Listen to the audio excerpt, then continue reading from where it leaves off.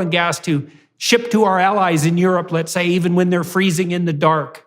Completely. And this is the fundamental problem we have in Canada, is that the power of trade and commerce was given to our federal level of government with the idea that provinces might be scrapping over jurisdiction and might be wanting to block each other's products. And so the federal government was given that power so that they could streamline the process to make sure that we could get our products to market. They're using it in an offensive way. They're using it to block access for our products to get to market. So my view of it is this, that we were prepared to work collaboratively with the federal government taking the lead.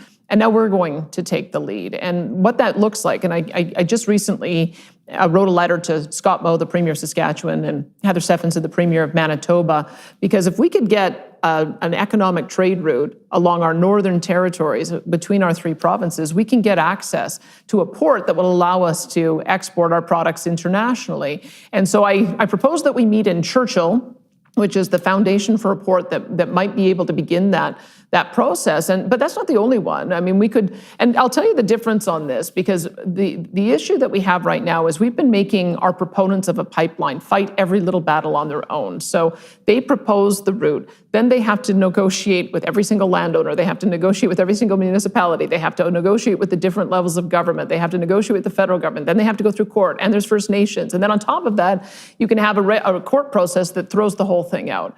So if we reverse that process and said, you know what, we're going to do the work in advance.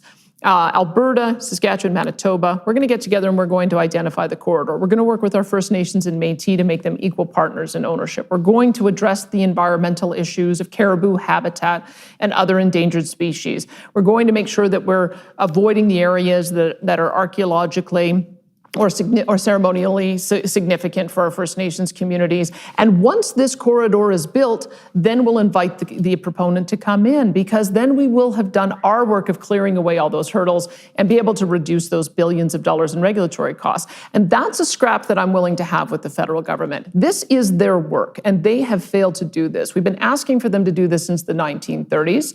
We've got a fantastic relationship with our First Nations communities, of which 100 of them are oil and gas producers themselves. They want to get their product to market too.